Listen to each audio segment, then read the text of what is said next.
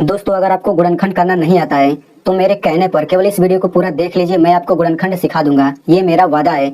इस वीडियो को देखने के बाद गुणनखंड करने वाले जितने भी सवाल होते हैं आप उन सभी को हल कर लेंगे। अगर आप गुणनखंड अच्छी तरह से सीखना चाहते हैं तो आप इस वीडियो को पूरा जरूर देखिएगा। अगर आप वीडियो को पूरा नहीं देखना चाहते हैं तो प्लीज आप अभी इस वीडियो को छोड़ दीजिए। जो लोग सच में गुणनखंड सीखना चाहते हैं केवल वही लोग इस वीडियो को पूरा देखेंगे। तो चलिए वीडियो शुरू करते हैं। तो देखिए, आपको बिल्कुल ऐसे ही सवाल दिया जाएगा और आपसे कहा जाएगा गुणनखंड ज्ञात कीजिए, या फिर आपसे कहा जाएगा गुणनखंड कीजिए। ठीक है, तो इस प्रकार के सवालों में सबसे पहला काम आपको क्या करना रहता है, तो आप लोग ध्यान से समझिएगा। सबसे पहला काम आपको ये करना होगा कि एक्स स्क्वायर के पहले जो संख्या दिया रहता है इसका गुणा आपको अंतिम संख्या में करना रहता है। सबसे पहला काम तो यही होता है। तो 3 का 8 में गुणा करेंगे कितना आएगा, 3 का 8 में गुणा करेंगे तो ये आपका आ जाता है 24। ठीक है ना, यहाँ पे 24। तो सबसे पहले आपको गुणा कर लेना है। अब गुणा करने के बाद आपको ऐसी दो संख्या खोजना है जिनका गुणा करें तो 24 आ जाए, और उन दोनों संख्याओं को घटाने पर ये बीच वाला 10 आना चाहिए। अंतिम संख्या के पहले अगर माइनस है तो उन दोनों संख्याओं को घटा करके 10 लाना रहेगा। अगर यहाँ पे प्लस है तो जोड़ करके 10 लाना रहेगा। मतलब अभी यहाँ पे इस चिन्ह को भूल जाइए, माइनस प्लस, केवल ये लाना रहेगा एक्स के पहले वाला। ठीक है, एक बार फिर से सुन लीजिए। सबसे पहले हम लोग इन दोनों का गुणा कर लेंगे। गुणा करने के बाद जो यहाँ पे आएगा, फिर आपको ऐसी दो संख्या खोजना है जिनका गुणा करें तो इतना ही आना चाहिए गुणा करने पर। फिर उन दोनों संख्याओं को घटाने पर ये बीच वाला आना चाहिए। तो सबसे पहले आप लोग उन दोनों संख्याओं को खोजिए। तो कैसे खोजेंगे, देखिए 8 हो गया, 3 हो गया। इन दोनों संख्याओं का हम लोग गुणा करेंगे तो 24 आ जाएगा, लेकिन 8 में से 3 घटाएंगे तो 5 आएगा, लेकिन हमें तो 10 चाहिए। तो अब हम लोग दूसरा संख्या खोजेंगे।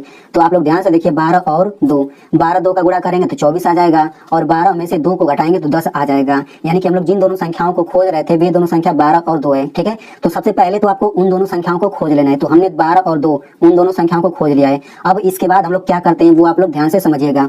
अब हम लोग क्या करेंगे, इन दोनों संख्याओं को यहाँ पे लिखेंगे 12 और 2। ठीक है, अब क्या करेंगे, इनके पहले प्लस प्लस का चिन्ह लगाइए और इसको हल करिए।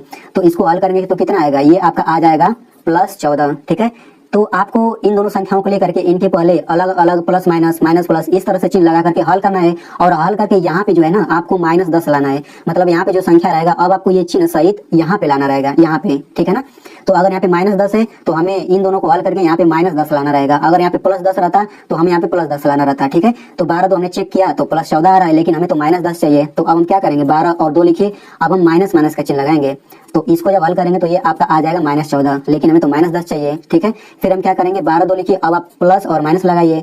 तो इसको आप हल करेंगे तो ये आपका आ जाता है +14। ठीक है, यहाँ पे +14 नहीं आएगा, +10 आएगा, लेकिन हमें तो -10 चाहिए। ठीक है, तो अब हम क्या करेंगे, 12 और 2 लिखिए। अब माइनस प्लस का चिन्ह लीजिए। तो जब आप इसको हल करेंगे ना तो इसको हल करने पर आपका आएगा -10। अब आप देख सकते हैं हमें -10 चाहिए था और -10 आ गया है। ठीक है, तो बिल्कुल आप लोग इसी तरीके से चेक करिएगा। तो यहाँ पे देखिए मैंने 4 प्रकार से चेक किया है। तो हो सकता है कि दूसरे सवाल में जब आप ऐसे निकालें तो हो सकता है दूसरे स्टेप में भी आ सकता है, तीसरे में भी आ सकता है, पहले स्टेप में भी आ सकता है। ठीक है, तो ऐसे ही आपको 4 बार चेक कर लेना है। केवल 4 ही बार चेक करना रहता है। एक बार प्लस प्लस, एक बार माइनस माइनस, एक बार प्लस माइनस, एक बार माइनस प्लस। ठीक है, तो अगर आपको ये हल करने का तरीका नहीं पता है तो मैंने इस पर एक वीडियो बनाया है, उसका लिंक मैं यहाँ पे दे दूंगा।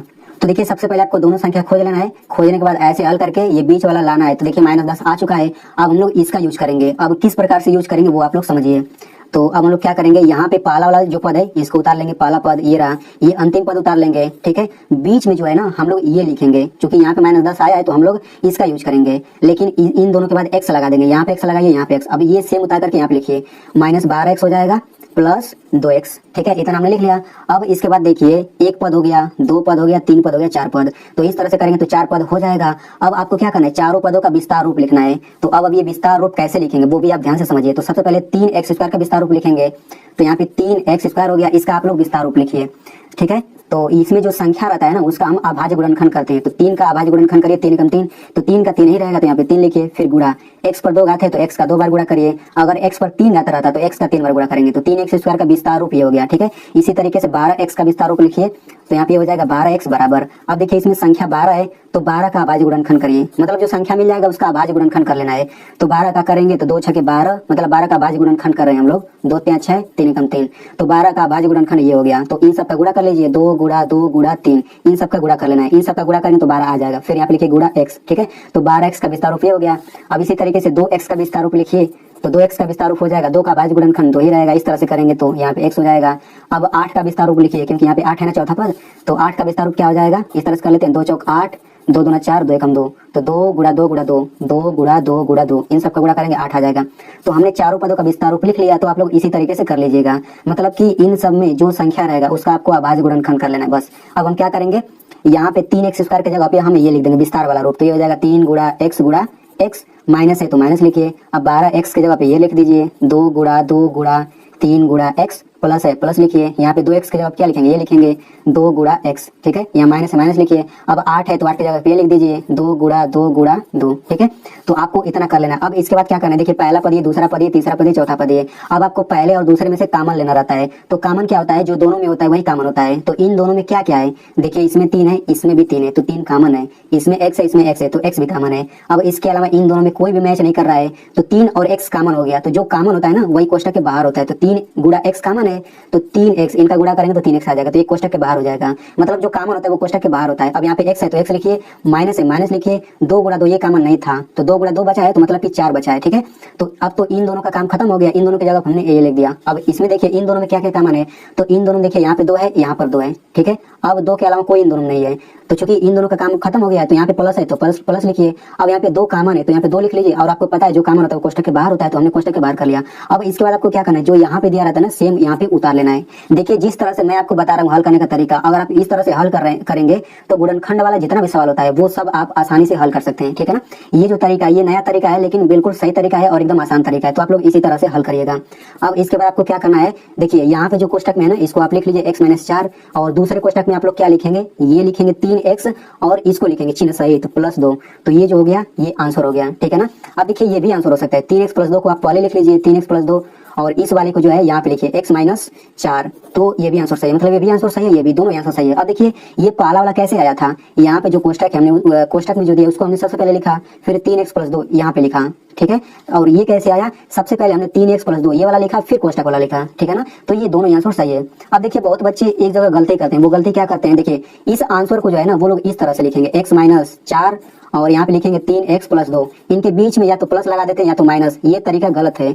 यहाँ पे इन दोनों कोष्टक के बीच में यहाँ पे कोई भी चिन्ह नहीं लगाते हैं, ठीक है ना। यहाँ पे प्लस या माइनस लगाने से गलत हो जाएगा। और बहुत बच्चे क्या करते हैं, जैसे यहाँ पे है ना तो ये लिखेंगे x-4 और 3x + 2, वो कोष्टक ही नहीं लगाएंगे, तो ये भी तरीका गलत है। तो ये तरीका सही है, ठीक है ना। तो ये हो गया आंसर।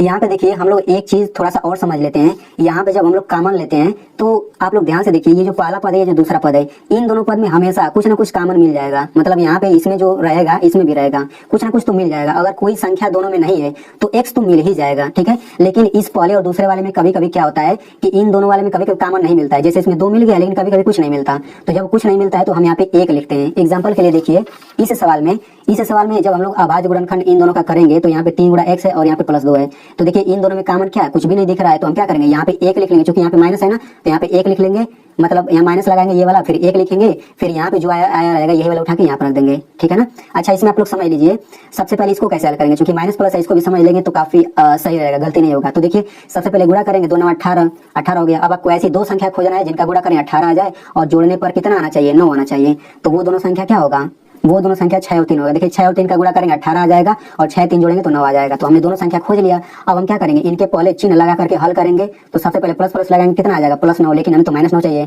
तो 6 और 3 लिखे, माइनस माइनस का चिन्ह लगाइए, कितना आ जाएगा -9। अब देखिए -9 आ गया है, तो हम इसके बाद x लगा करके हमने यहाँ पे लिख दिया। अब हमने सभी का विस्तार रूप लिखा, फिर इस तरह से किया, फिर ये आपका आंसर आ गया।